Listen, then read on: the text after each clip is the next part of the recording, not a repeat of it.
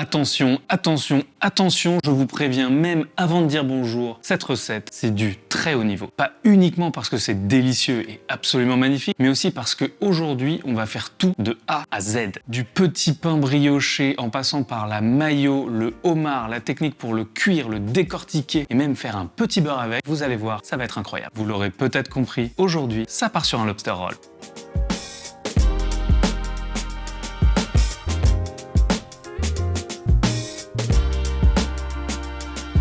Vous avez peut-être déjà vu passer ces magnifiques petits sandwichs dodus au homard. J'ai eu la chance d'en déguster il y a une dizaine d'années à New York. Évidemment, ça existe depuis bien plus longtemps que ça. Et d'ailleurs, ça ne vient pas de New York, ni de la grosse pomme, mais bien de Nouvelle-Angleterre. C'est la région la plus au nord-est des États-Unis. Il existe deux versions du lobster roll. Il y en a vraiment deux bien connues de tout le monde. La plus simple, c'est du homard avec juste un petit beurre fondu, voire quelques herbes, et une un peu plus coquine avec une mayo, full herbe et du citron. Aujourd'hui, la star de la recette, c'est le homard, et on va tout voir pour respecter ce produit d'exception à fond. Comment le cuire, comment le préparer, comment le décortiquer. Et oui, il faut qu'on sorte les petites pinces de manière intacte aujourd'hui. On veut que ce soit beau. Sortez vos casseroles et vos bavoirs. Ce soir, c'est homard. Et oui, mes petits choux, on est parti pour s'éclater aujourd'hui. Comme je vous le disais, on fait le lobster roll dans sa totalité. Et donc, évidemment, on commence par le petit pain brioché.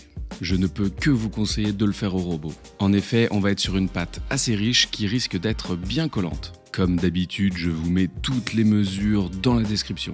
J'utilise une balance classique mais aussi une balance de précision. C'est super pratique pour les petits grammages, pour le sel ou la levure par exemple. On peut chauffer le lait quelques secondes au micro-ondes. Attention, il doit être juste tiède sinon ça risque de tuer la levure. Levure qu'on ajoute au lait avec le sucre et à l'aide d'un magnifique fouet, on va bien mélanger tout ça. On aura préalablement mis dans la cuve du robot la farine et le sel qu'on peut commencer à mélanger et il ne reste plus qu'à ajouter les produits liquides. Le lait mélangé avec la levure et le sucre et 4 jolis œufs. Je le répète souvent mais c'est important de prendre des œufs de qualité à la fois pour leur qualité gustative mais aussi pour la couleur des jaunes. C'est eux qui vont donner une jolie petite teinte dorée à notre brioche.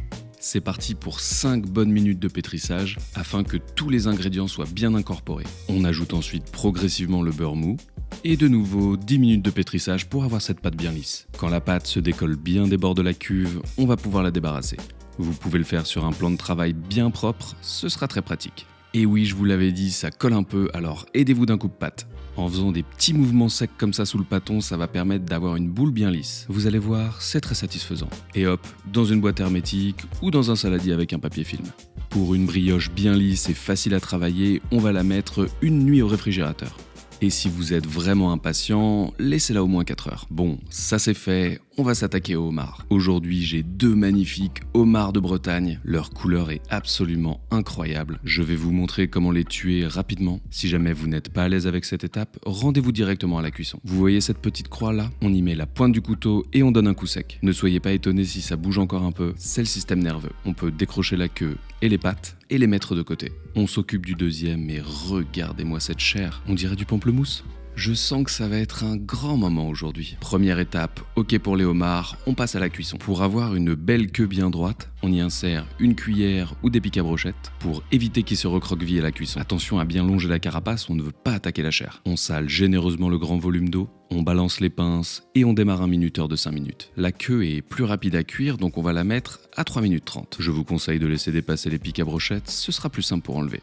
Pendant la cuisson, on prépare un bon bain d'eau glacée et lorsque le minuteur est terminé, on va pouvoir y plonger immédiatement nos homards. Le froid va permettre de stopper immédiatement la cuisson et donc de conserver cette texture parfaite. On peut les laisser quelques minutes histoire qu'ils soient bien frais. Pendant ce temps-là, on s'occupe des petits buns briochés. Matez-moi ça, la pâte a parfaitement levé.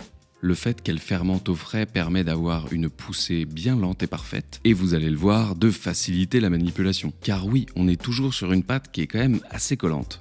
Toujours à l'aide d'un coupe-pâte, on va la diviser en pâtons égaux. Munissez-vous d'une balance, histoire d'être le plus régulier possible. Ça permettra d'avoir des pains qui ont à peu près la même tête. On peut ensuite les faire rouler sous la paume de la main ou à l'aide du coupe-pâte. En donnant des petits coups par en dessous, ça va permettre de bien tendre les pâtons.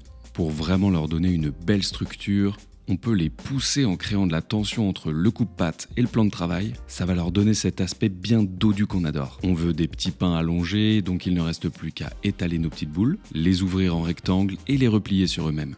On scelle bien la pâte avec le coupe-pâte ou en pinçant les extrémités. Il faut comprendre que ça va permettre vraiment à la pâte de se développer correctement. On prépare un joli plat allant au four avec du papier sulfurisé. Et petit conseil, si vous galérez, n'hésitez pas à mettre de la farine sur le bout de vos doigts, ce sera plus simple. Regardez-moi ça comme il est pas beau ce petit boudin. Et hop!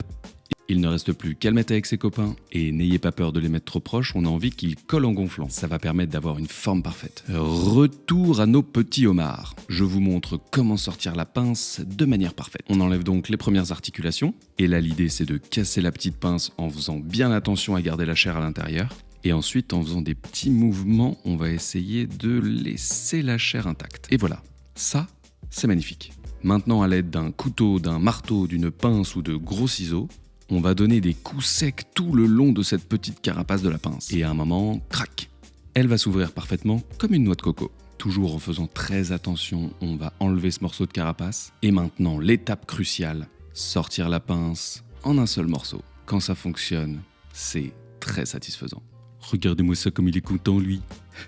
Alors vous allez voir, ça n'a pas d'intérêt pour la recette, mais au moins vous savez le faire. Évidemment, on va à la chasse à tous les morceaux du homard. Pour les petites articulations, je vous conseille une petite pince, une pique à brochette ou une petite cuillère par exemple. Et hop, en trifouillant un peu, on arrive à sortir de beaux morceaux. Passons à la pièce maîtresse du homard.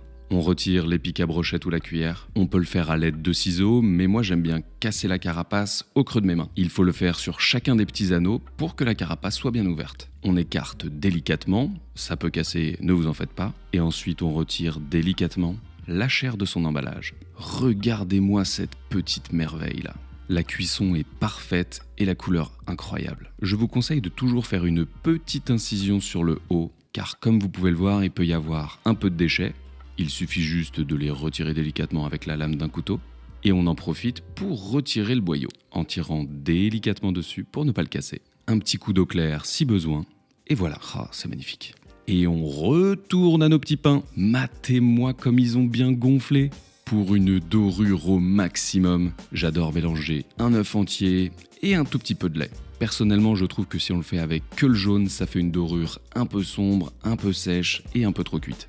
À l'aide d'un pinceau, on applique donc tout ça sur nos petits pains et ça part au four entre 15 et 18 minutes. Pour utiliser le homard jusqu'au bout et valoriser les têtes, je vous propose une astuce que j'ai trouvée sur la chaîne de Jules Cooking. Si vous avez l'occasion, allez voir son travail, ce mec est beaucoup trop fort. Et donc on va utiliser les restes pour faire un beurre de homard. Ouais, un beurre de homard. On fait revenir les têtes et les carcasses dans un peu d'huile. Attention, la poêle doit être bien chaude mais pas non plus incandescente. Pour une petite garniture, moi je vais utiliser du céleri, mais faites-vous plaisir. On peut retourner une petite fois les têtes quand elles sont bien cuites et colorées.